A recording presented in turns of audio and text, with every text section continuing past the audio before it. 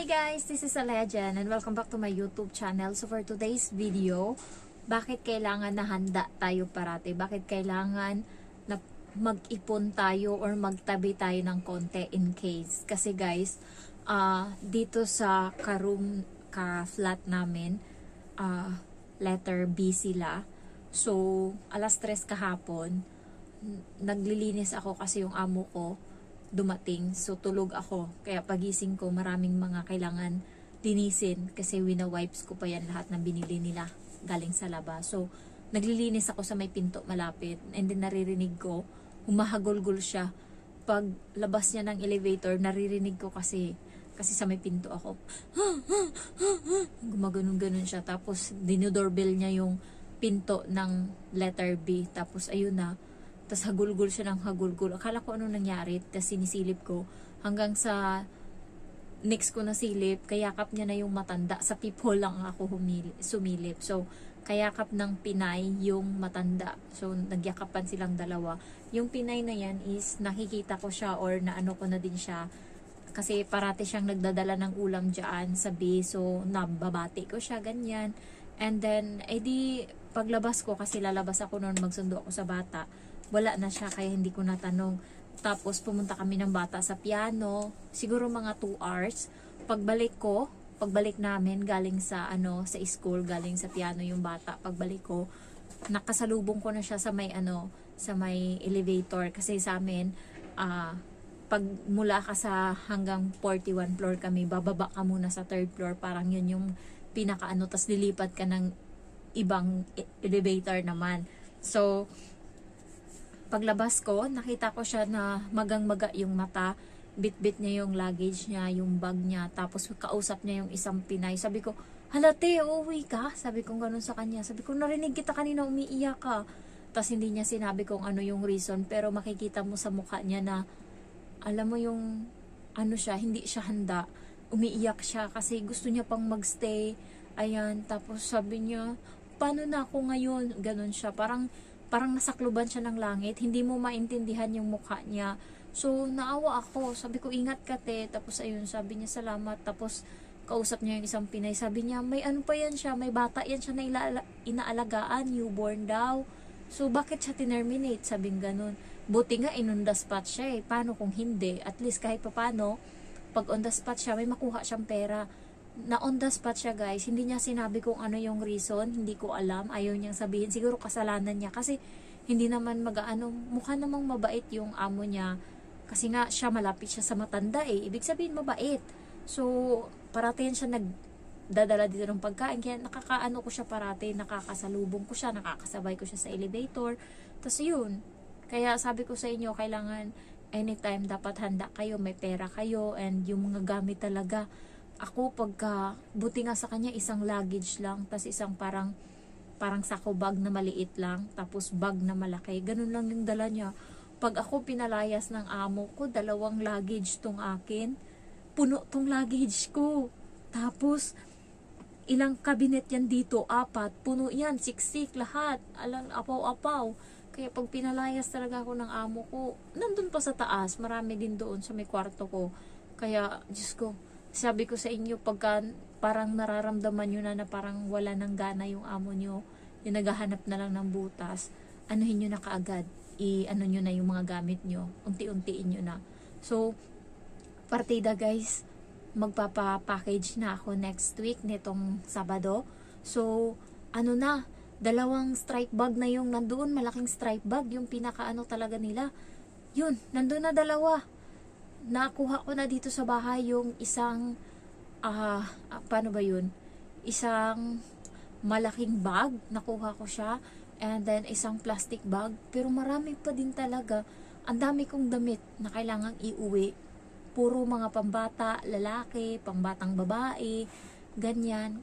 Tapos marami mga dress ng mama ko kasi nga tagsa-10 lang eh. Tapos halungkat ka ng halungkat dyan. Makita ka may bagong pantalon, 70 lang, may tatak pa. May nakita nga akong Uniqlo, may tatak pa nga eh.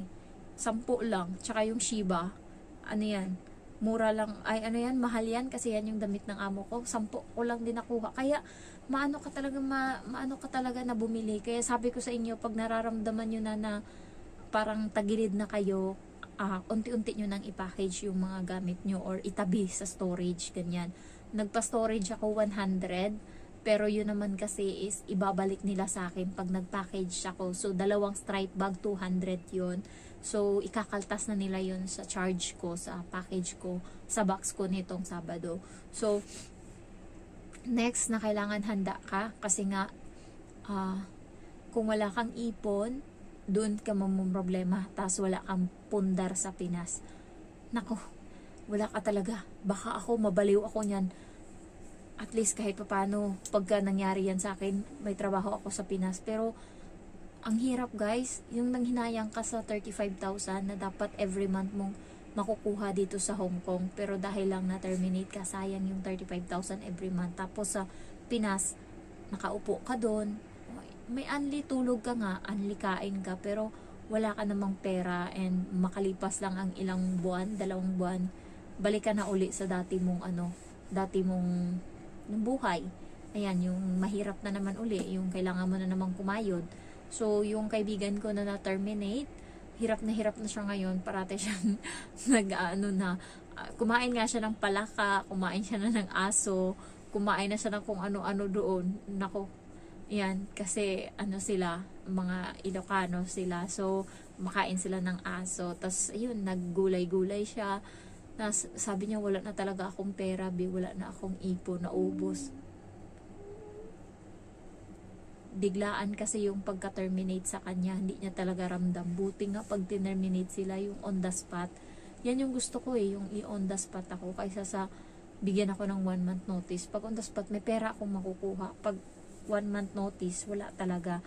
Kagandahan lang kapag 1 month notice, kung gusto mo pa maghanap ng amo, may 1 buwan ka pa para maghanap ng amo. Pero pag on the spot ka na binrake ng contract, 14 days lang yung meron ka. And yung kaibigan ko, sa 14 days na yun, wala siyang nakuhang amo. Kaya, umuwi siya ng Pinas. Hindi na siya nakabalik. Mahirap na makakuha ng amo sa Pinas kapag break ka ng contract. May tattoo ka pa. Tapos, puro break contract yung record mo. Mahirap. So, yun lang yung ko. Kailangan may ipon kayo kahit paano. Siguro, magtabi kayo ng kada sahod 1,000 lang sa pera natin. Okay na siguro yan. Kaso nakakademonyo talaga. Lalo ako yung cellphone ko na to.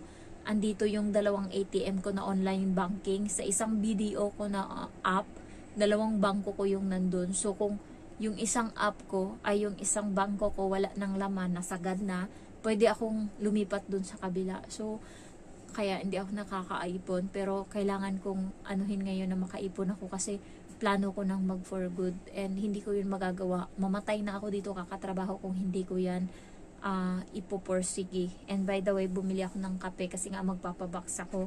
So, 2. Ayan. Ito. So, ang isa is 85 Hong Kong dollar. So, ilang to siya? 500 gram ba? I don't know kung how many gram this one. Hindi ko makita, guys. Pero malaki siya. So, bumili na din ako ng Nescafe. Ng Coffee Mate, nandun na, pinatabi ko na sa storage. Sa 360 ako bumili. Kung gusto nyo bumili ng Nescafe, sa 360 kayo bumili kasi ngayon sa DS Grocery 32.5 na siya, pero sa 360 is 29.5. So dati 2 years ago 28 lang yan, so ngayon mahal na siya, 32 na. So yan, 2 ganito yung binili ko kanina. Isa sa ate ko, tapos isa sa mama ko. Pero yung mama ko is hindi na sila masyadong nagkakape, pero bibigyan ko pa din siya kasi nga minsan may bisita sa bahay, so kailangan may alokang kape. And binilhan ko sila ng gatas na Anlin Gold. So ang binili ko sa kanila is yung 1.7 kg, isa nun, tapos dadagdagan ko pa yun, dalawahin ko na. Kasi nung nakaraan, isa lang binili ko and naubos siya agad. Tapos bumili din pala ako ng Milo, nakalata din na ganyan, 85 din yung bili ko. So, 2 ganun din. So, grabe talaga yung pabox ko ngayon, at least may kwenta. Nung nakaraan kong pabox, puro lang yung shampoo, tapos inipon ko pa dito sa bahay, bobo ako nung time na yun. Nag-ipon ako ng shampoo dito, body wash, ganyan-ganyan dito sa bahay, sabon, ganyan. Tapos, pinak ko doon din sa mall, kung saan ko binili yung mga gamit na yun. So, ang ginagawa ko ngayon, sinasabihan ko yung yung pinapabox ko, na itabi mo muna dyan yung stripe bag ko, babalik ako, may bibilhin lang ako sa taas. So, ganun, pabalik-balik lang ako hanggang sa napuno ko. So, nakadalawa ako doon. Ipapakita ko na lang sa inyo kung ano yung laman ng box ko. Pero, feeling ko ngayon yung box ko is makabuluhan yung laman niya. Kasi more on, more on mga ganto. Nung nakaraan, biglaan lang yun. Tapos, puro ako nun, chocolate. Bigay ko sa sa mga kapitbahay. Ngayon, hindi na ganun. So, hindi ko na sila bibigyan. Hindi ko naman sinabing hindi ko bibigyan, pero pili na lang. Dati kasi lahat ng kakilala ko binigyan ko. Ngayon hindi na, pili na. Masyado na tayong hindi pinupulot yung pera. Mahirap hanapin. So hindi na ako katulad ng dati. And eto, 10 Hong Kong dollar siya. Marami akong gantong binili, isang plastic na malaki. Siguro ang niya is nasa 20 pieces. So, ito is not brittle. So, ibibigay ko to sa Indo doon sa katulong ng matanda. Kasi nga, parati yun siya guys, nag-aano sa akin. Kapag nandun ako, kahit hindi ako nanghihingi or nagbibigay siya, mapagbigay siya ba? So, ako na hindi siya suklian. Kaya, bibigyan ko siya niyan. So, ayun lang guys. Dapat handa kayo kapag maganyan. Pag nararamdaman nyo pinag-iinitan na kayo ng amo nyo, unti-untiin nyo na yung mga gamit nyo. And also, ipon na kayo. Ang importante talaga sa atin, ipon. Nakakatakot. Lalo yung mabigla ka, tapos hindi ka handa. Ako kung mabigla man ako ganyan, may pupuntahan ako kasi may tindahan na ako dun eh. Ang gagawin ko na lang, lagyan ko ng laman and palaguin ko. Pero yung iba na walang source of income, mahirap. Ako kaya kong yung tindahan ko, tapos mag-iinasal ako. Gusto ko yun eh, yung mag-ihaw-ihaw. Tapos magbibenta ako ng bigas. Yun talaga yung plano ko. Tsaka kukunin ko yung sakahan ng mama ko. Sabihin ko na ako yung mag-aasikaso para gusto kong kung ma-terminate ma ako dito or handa ako. Kasi anytime naman, kahit papano, okay naman. Alam nyo, yung din, may purpose din yan si God eh, kung bakit ka inalis dyan. Pero sana lang si ate makakuha siya ng ng trabaho. And also may isa pa ako. Siya naman, maarte siya. 8 years na siya doon sa amo niya. Kaibigan ko yung yung kasama niya sa bahay.